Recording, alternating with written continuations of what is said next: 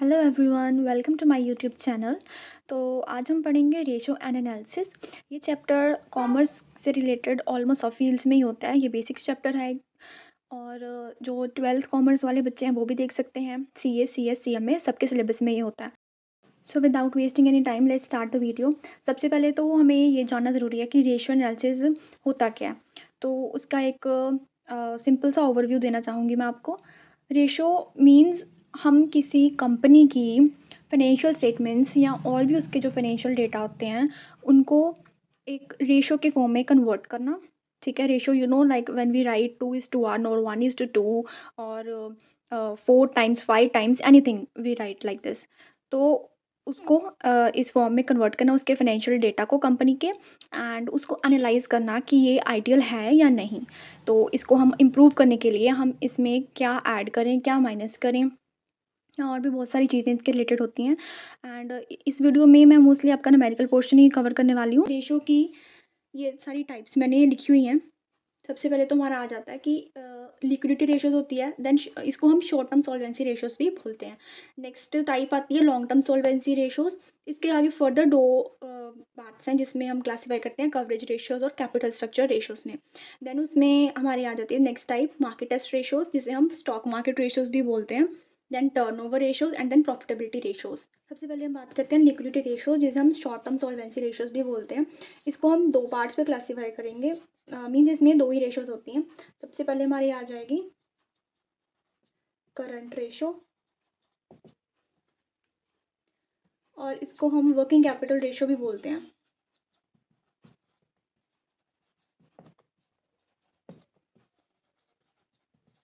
And next इसकी जो है वो है liquid ratio. Guys, liquid ratio का एक और भी बहुत इजी सा नेम होता है जो आपको मैं समझाऊंगी तो आप शायद उसको गेस कर लो। एंड मैं चाहूँगी कि आप सब कमेंट सेक्शन में मुझे लिक्विड रेशो का जो दूसरा नाम है वो बताएं। इसका अगर हम फॉर्मूला लिखें तो आ जाएगा हमारा current assets upon current liabilities. And ये हमारे पूरे चैप्टर की सबसे ईजीएस्ट रेशो है। ठीक है, इसका जो फॉर्मूला होता है वो होता है liquid assets upon current liabilities. और जैसे कि मैंने बताया कि लिक्विड रेशो का एक दूसरा नाम भी होता है जो आप लोग मुझे कमेंट सेक्शन में बताएंगे। वैसे ही लिक्विड एसेट्स को हम कुछ और नाम से भी बुलाते हैं, डैश एसेट्स करके मैं लिख रही हूँ। और ये डैश आप लोगों ने कमेंट सेक्शन में बतानी है। ये बहुत इजी क्वेश्चन है जो मैं चाहूँगी कि आप सब देखो आंसर करें। को वैसे तो इसके 3 नेम्स हैं। लिक्विड रेशो को क्वेश्चन में जो क्वेश्चनर है वो 3 अलग अलग नेम से रिप्रेजेंट करता है, लिक्विड रेशो भी, और एक जो आप कमेंट सेक्शन में बताएंगे, और एक और है जो मैं अभी यहाँ पर लिख रही हूँ, that is acid test ratio. Don't worry guys, ये अभी ऐसे आपको हौच-पौच लगेगा क्योंकि मैं टर्न बाई टर्न करवा रही हूँ। But in the middle of the video और एट द एंड मैं कहीं भी आपको ना एक मेरा प्रॉपर चार्ट है वो मैं आपको दिखा दूँगी। और मैं चाहूँगी कि आप खुद से वो चार्ट ड्रॉ करें सो डैट आपके जो फॉर्मूलाज़ हैं वो एक बारी आपके माइंड में बैठ जाएँ। ठीक है? ये रेशोज़ देखने में तो बहुत ईज़ी है, बट जब हमें एमसीक्यू में पूछा जाता है या फिर थ्योरेटिकल में भी अगर हम इसे सॉल्व करें तो कभी-कभी ना हमें करंट एसेट्स में और करंट लायबिलिटीज़ में ना कुछ उन्होंने डेटा दिया होता है। ये दोनों चीज़ें डायरेक्ट नहीं गिवन होती बहुत सारे क्वेश्चंस में।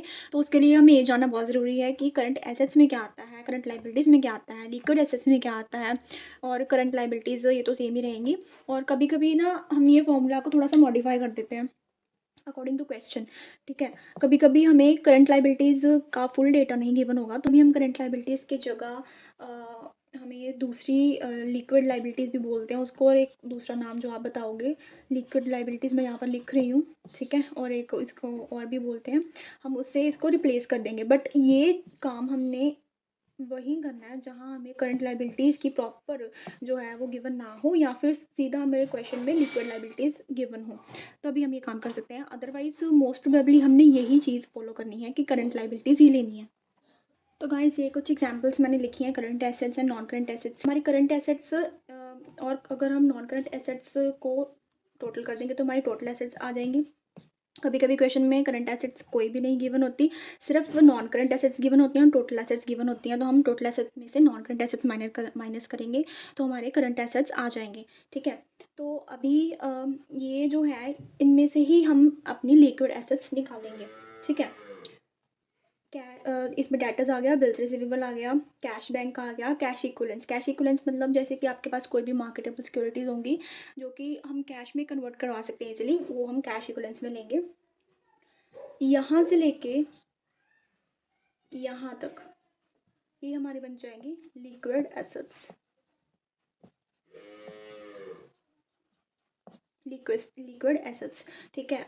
हम अपनी लिक्विड एसेट्स में बस वैसे तो करंट एसेट्स के जैसा ही होता है, बस उसमें हम स्टॉक या इन्वेंट्री या फिर प्रीपेड एक्सपेंसेस नहीं लेते, तो हमारी लिक्विड एसेट्स बन जाएंगी।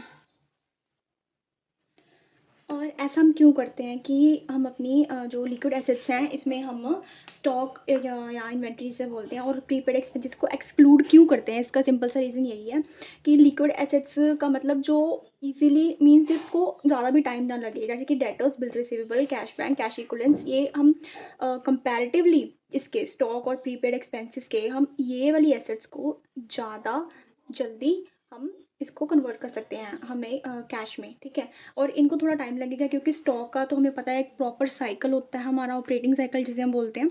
ठीक है, नॉन करंट एसेट्स में जैसे कि लैंड एंड बिल्डिंग है, plant and machinery, furniture, motor vehicles, goodwill, patents, trademarks, ये जो तीनों हैं ये हमारे इंटेंजिबल एसेट्स की एग्जाम्पल हैं। इंटेंजिबल एसेट्स जैसे कि आप सबको पता है कि जो एग्जिस्ट तो करती हैं but we can not touch them और we can not see them, लेकिन ये हमारी एसेट्स तो हैं। जैसे कि हमने वेबसाइट बनवा ली, जैसे कि हम हमारा कोई आइडिया हमने पेटेंट करवा लिया। ठीक है, करंट रेशो और लिक्विड रेशो के कुछ और इंपॉर्टेंट कंसेप्ट्स हैं, जैसे कि आइडियल करंट रेशो तो 2:1 है, लेकिन जो बैंक्स प्रेफर करते हैं वो 1.33:1 है। ठीक है, इसका क्या मतलब, अब हम ये समझते हैं। आइडियल रेशो मतलब जो नॉर्मल हमें चाहिए रेशो, डेट इज़ अगर हमारी current assets let's say 400 lakhs हैं तो हमारी करंट लाइबिलिटीज़ 200 लाख से ज़्यादा नहीं होनी चाहिए, मतलब ये हमारी आइडियल रेशो। लेकिन बैंक्स ने क्योंकि हमें मनी लेंड करनी होती है कंपनी को, तो वो प्रेफर करेगी कि जैसे कि अगर हमारी 1.33 लैक्स हमारी करंट एसेट्स है तो 1 लाख से ज़्यादा हमारी लाइबिलिटीज़ नहीं होनी चाहिए। इसकी जो लिक्विड रेशो की है, आइडियल रेशो 1:1 है, मतलब अगर हम करंट एसेट्स में से हमारी क्या निकालना था, स्टॉक जिसे हम इन्वेंट्री भी बोलते हैं, और हमने निकालना था प्रीपेड एक्सपेंसेस, ये निकाल देंगे तो हमारी लिक्विड एसेट्स आ जाएंगी। और हमारी लिक्विड रेशो का क्या फॉर्मूला होता है, liquid assets upon current liabilities. ठीक है, ये इस मतलब अगर लिक्विड एसेट्स हमारी अगर 200 लैक्स हैं तो करंट लाइबिलिटीज़ भी हमारी 200 लैक्स ही होंगी तो चलेगा। ठीक है, और एक हमारा एक मोस्ट इंपॉर्टेंट कंसेप्ट है वर्किंग कैपिटल। इसका यही फॉर्मूला है, current assets minus current liabilities. Formula तो सिंपल है बट इसको हम कनेक्ट करेंगे हमारी करंट रेशो के साथ। वर्किंग कैपिटल को और करंट रेशो को ना रिलेट करके देखेंगे, फिर आपको समझ आएगा। और इसे हम क्यों रिलेट कर रहे हैं, क्योंकि it also includes current assets and current liabilities, and working capital also includes current assets and current liabilities. The only difference is that कि इधर दोनों जो चीज़ें हैं वो डिवाइड हो रही हैं और इधर ये सब्ट्रैक्ट हो रही हैं। तो लेट्स सी क्या होता है इसका रिलेशन। अगर हमारी करंट रेशो मोर देन 1 है तो हमारी वर्किंग कैपिटल पॉजिटिव आएगी, अगर इक्वल्स टू 1 है तो 0 आएगी, और अगर लेस देन 1 है तो नेगेटिव आएगी। और ये अब हम एक बारी इसको वेरीफाई करके देखते हैं। करंट रेशियो का फॉर्मूला होता है current assets upon current liabilities, और वर्किंग कैपिटल का फॉर्मूला होता है current assets minus current liabilities. अगर ये मोर देन 1 है मतलब जो हमारा न्यूमिरेटर है वो बड़ा होगा एंड जो हमारा डिनोमिनेटर है वो कम होगा। जैसे कि अगर हम 4 और 3 की एग्जांपल ले लें, लेट्स से हमारा करंट एसेट्स 4 हैं और करंट लाइबिलिटीज़ हमारी 3 हैं, तो ये हमारा मोर देन 1 हो गया। तो हमारी करंट लाइबिलिटीज़ अब हमने चेक करनी कि पॉजिटिव आएंगी कि नहीं। ऑब्वियसली पॉजिटिव आएंगी, बिकॉज हमारा जो न्यूमिनेटर है वो ज़्यादा है और जो डिनोमिनेटर है वो कम है। ठीक है, तो ऑब्वियसली इसका आंसर आएगा 1, डेट इज़ +1। ठीक है, और अगर हम सेकंड वाला देखें तो सेकंड वाले में इक्वल्स टू 1 है, मतलब जो हमारा न्यूमिनेटर है और डिनोमिनेटर है वो सेम होना चाहिए। जैसे कि अगर हम यहाँ पे 4 और 4 की एग्जांपल ले लें, सेम हो गया। अगर यहाँ पे भी फिर चेंज हो जाएगा 4, तो ये हमारा आ जाएगा 0। ठीक है, हमारा क्या आ जाएगा, 0 आ जाएगा। और अगर लेस देन 1 है, करंट रेशो लेस देन 1 का मतलब है कि हमारी जो न्यूमिनेटर है वो कम है और डिनोमिनेटर ज़्यादा है। लेट्स से अगर ये 4 है तो ये हमारा 8 है ठीक है। ये लेस देन 1 हो गई, हमारी जो रेशो क्या आएगी, दैट इज़ 1:2, 1:2 आएगी हमारी रेशो। इसे हम लेस देन 1 इसलिए बोलते हैं क्योंकि अगर हम इसको डिवाइड करेंगे तो ये हाफ आता है। अगर हम इसको इस तरीके से लिखेंगे तो हाफ आएगा ना, तो हाफ मतलब 0.5 भी हम लिख सकते हैं, विच इज़ लेस देन 1। ये हमारा 0.5 आ गया, और यहाँ पे 4 माइनस 8 किया हमने, तो क्या आ जाएगा, -4, दैट इज़ नेगेटिव में आएगा। ठीक है, तो ये हमारा वेरीफाई हो गया। तो गाइज़ इसके साथ हमारे जो फर्स्ट टाइप थी हमारी, दैट इज़ लिक्विडिटी रेशोज़ या शॉर्ट टर्म सॉल्वेंसी रेशोज़ जिसे हम बोलते हैं, इसमें हमने 2 चीज़ें पढ़ी। एक हमने करंट रेशो देखी और दूसरी हमने देखी हमारी लिक्विड रेशो। ठीक है, और उसके रिलेटेड जो भी इंपॉर्टेंट कंसेप्ट्स थे वो मैंने करवा दिया। अब इसका हम एक क्वेश्चन करेंगे। ये क्वेश्चन मैंने शॉर्ट फॉर्म में लिख दिया है। वैसे तो स्टेटमेंट से आती हैं जिसमें से आपको ये सारा डेटा लिखना पड़ता है, खुद से लिखना पड़ता है, बट मेरे यहाँ पे जगह नहीं थी इसलिए मैंने खुद से ही लिख दिया। और सबसे इम्पोर्टेंट पार्ट क्वेश्चन सॉल्विंग का यही होता है कि आपको क्वेश्चन पढ़ना आना चाहिए, क्योंकि अगर आपने क्वेश्चन ही गलत पढ़ा, आप उसको अच्छे से इंटरप्रेट नहीं कर पाए, तो आपका आंसर भी गलत ही आएगा। इसलिए क्वेश्चन सॉल्व करने का सबसे बेस्ट तरीका यही है कि जो भी आपको गिवन चीज़ें हैं वो आप पहले लिख लें ऐसे करके उसको शॉर्ट फॉर्म में, जो कि अंडरस्टैंडेबल हो। जैसे कि मैंने लिखा है करंट रेशियो 2.5 गिवन है, 2.5 है, याद रखना 2:5 नहीं है। 2.5 का मतलब है 2.5:1, एंड लिक्विड रेशियो 1.5, इसका मतलब है 1.5:1। ठीक है, ये हमने खुद से इंटरप्रेट किया। ठीक है, कई बच्चे जल्दी जल्दी में 2.5 को 2:5 पढ़ लेते हैं। ठीक है, तो उससे अब सारा आंसर गलत हो जाएगा। और वर्किंग कैपिटल गिवन है 75,000 और हमने फाइंड करना स्टॉक। तो चलिए स्टार्ट करते हैं क्वेश्चन। जैसे कि इस क्वेश्चन में पूछा है स्टॉक फाइंड करना है, तो सबसे पहले तो ये देखेंगे कि स्टॉक जो है, हम इस गिवन इंफॉर्मेशन में से किस इंफॉर्मेशन में हम ईजीएसली हम स्टॉक फाइंड कर सकते हैं। तो मेरे को तो ये दिख रहा है लिक्विड रेशो। तो क्योंकि लिक्विड रेशो में इसका चलो फॉर्मूला लिखते हैं पहले लिक्विड रेशो का। इसका फॉर्मूला होता है liquid assets upon current liabilities. ठीक है, अब हमें लिक्विड एसेट्स गिवन है, नहीं गिवन, कोई बात नहीं। लिक्विड एसेट्स कैसे निकालते हैं, current assets minus stock minus prepaid expenses. ठीक है, और नीचे करंट लाइबिलिटीज़ ऐसे ही आ जाएंगी। और ये हमें कितना गिवन है, ये हमें 1.5:1 ऐसे गिवन है। ठीक है, तो अब इसमें जैसे हमारे पास स्टॉक है, ठीक है, प्रीपेड एक्सपेंसेस अगर क्वेश्चन में गिवन नहीं है तो हम इसको हमेशा ज़ीरो लेंगे। ठीक है, और अगर हमें करंट एसेट्स पता चल जाएं, करंट लाइबिलिटीज़ पता चल जाएं, तो क्या हम स्टॉक निकाल सकते हैं? यस, हम इजीली निकाल सकते हैं। करंट एसेट्स कैसे फाइंड करेंगे? सबसे पहले करंट एसेट्स फाइंड करने के लिए हमारे पास 2 चीज़ें हैं। एक तो करंट रेशियो है और एक वर्किंग कैपिटल है, क्योंकि दोनों में सेम चीज़ें यूज़ होती हैं, जैसे कि current assets and current liabilities दोनों में यूज़ होंगी। ठीक है, तो करंट रेशो क्या गिवन है पहले वो लिख लें, 2.5/1, मतलब ये current assets upon current liabilities है।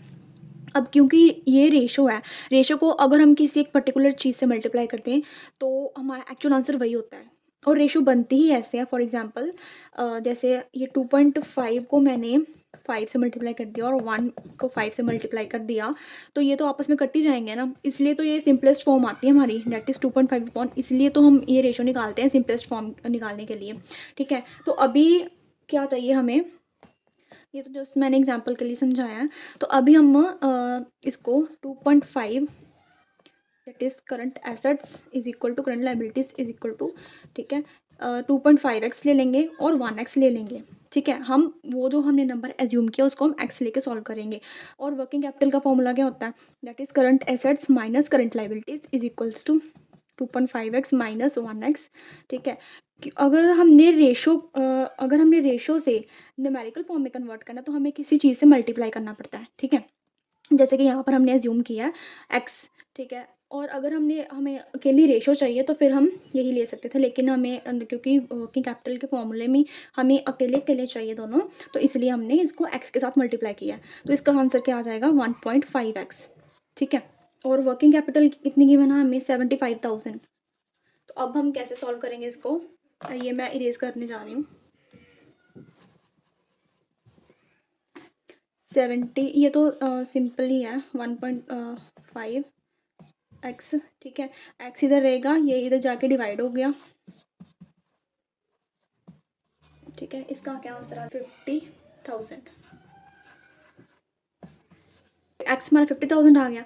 तो अब अकेले एक्स को निकालने से काम नहीं चलेगा हमें, क्योंकि हमें actual value of current assets चाहिए, जो कि हमने अपने पिछले फॉर्मूले जो मैंने यहाँ से रेज कर दिया उसमें डालनी है। ठीक है, तो उसके लिए सबसे पहले हमें करंट एसेट्स एक्चुअल में फाइंड करनी पड़ेंगी। जो हमने एज्यूम किया था वो हम एक्चुअल में मल्टीप्लाई कर देंगे, दैट इज़ 50,000 था, तो यह आ जाएगा 125,000। तो वैसे ही करंट लाइबिलिटीज़ फाइंड कर लेंगे, दैट इज़ 1x, वो तो ऑलरेडी है हमारे पास 50,000। ठीक है, वैसे करंट लाइबिलिटीज़ फाइंड करने की जरूरत है नहीं। तो चलो अभी नेक्स्ट फॉर्मूले में चलते हैं।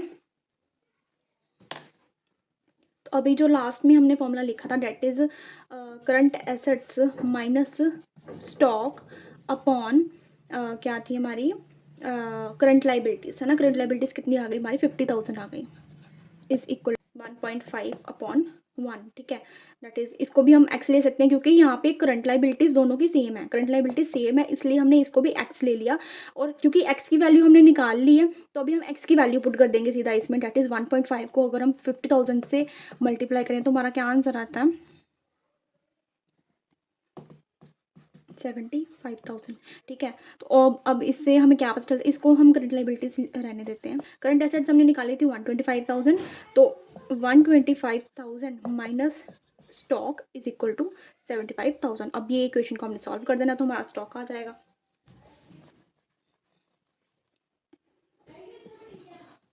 स्टॉक इज इक्वल टू, ठीक है, तो इसका क्या आंसर आ जाएगा, 50,000। ठीक है, स्टॉक हमारा कितना आ गया, 50,000। तो गाइस अब मैं आपको ना एक क्वेश्चन होमवर्क के लिए भी दे रही हूँ, जिसका आंसर आप लोग मुझे कमेंट सेक्शन में बताएंगे, और जो उसका राइट आंसर होगा वो आपको मैं नेक्स्ट वीडियो में शेयर करूँगी। तो ये क्वेश्चन आपके होमवर्क के लिए है। जो मैंने आपको चार्ट के बारे में बोला था कि मैं आपको थॉरोली मैंने वो चार्ट बनाया, वो मैं आपको जो भी ये रेशियो एंड एनालिसिस का जो लास्ट वीडियो होगी मैं उसमें शेयर कर दूँगी, क्योंकि अभी शेयर करना, क्योंकि वो पूरा है तो आपको समझ में नहीं आएगा, उसमें वो पूरे चैप्टर के फॉर्मूलाज हैं। और तब तक के लिए आप इसे रिवाइज़ करें, एंड कोई भी डाउट हो तो आप कमेंट सेक्शन में ज़रूर पूछिए। और होप सो आपको ये वीडियो अच्छी लगे। सब्सक्राइब करना मत भूलना, लाइक करना मत भूलना, और जैसा भी आपको आपका रिव्यू हो प्लीज़ मेरे को शेयर करना, क्योंकि ये मेरी फर्स्ट वीडियो थी। मैंने अपनी तरफ से पूरी कोशिश की है कि आपके सारे concepts related to liquidity ratios ये क्लियर हो जाएं।